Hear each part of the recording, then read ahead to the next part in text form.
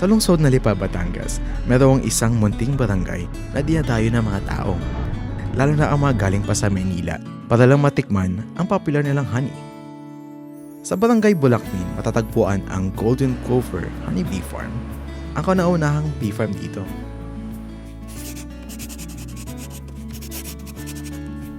So yung year 2000, sa paglilinis ng Kesame, nakakita ng may grupo ng colonists ng mga laywan. Yun, nag-start na yon hanggang sa kumuha na kami ng beehives at nag-start na mag-alaga. Ito ang pinakaunang bee farm sa buong Lipa.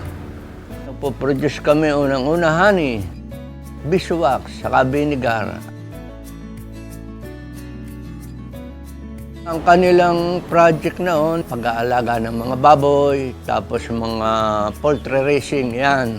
Mga factory workers sila, construction workers. Marami kasi pa dito noong time. Mga puno-puno, hindi kasi nung ganito ang mga bahay. Since it is a provincial road nga, hindi naman totally masasabi na ito ay parang mukhang talagang remote area. Nakakapag-produce yan ng maraming bunga ng fruit bearing. Pinagaganda niya ng mga bunga tulad ng nyug, kalamansi, rambutan, lansones at marami pang iba. Gayon din yung mga ornamental plant natin, marami sa kapaligiran. Nakakapag-pollinate sila ng magandang resulta ng mga halaman.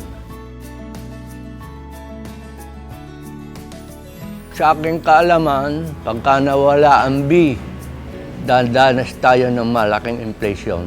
Dahil unang-unang ating bansa ay isang agricultural country, hindi naman industrial country. Sa bagay, malaki ang income ng industrial. Kaya lang, mapakalaking paghihirap natin lahat. Unang-una, mga farmers.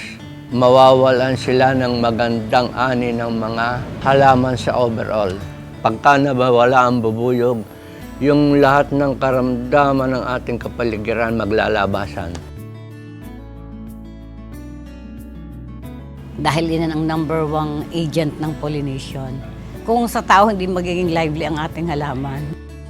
Yung mga bees na iyan, ay kailangan talaga niyan ay yung maraming puno. Namulat ang mga tao about organic foods and then, syempre nagkameron ng hanap buhay. Natuto sila rin gumamit ng honey. Instead na sugar, you use honey. Ang nag-iepekto nito sa kapaligiran, pati diyan sa mga halaman. Very good. Mapakagaling niya sa halaman. Kasi yung bee, isisip-sipin niya yung mga, yung mga bulaklak. Aasin niya yung mga guyam-guyam. Lilinisin niya yon para maging maganda ang bunga ng halaman. Yun ang ating kapaligiran, na sila ang nangangalaga, pati yung mga pollution yan, may naitutulong din sila. Pangalawa, yung magkaroon din tayo ng, siyempre, yung income ng bawat pamilya. Gaya kung maalagaan nila ng tama, hindi lang isang tao makikinabang, ang buong Pilipinas makikinabang sa bee.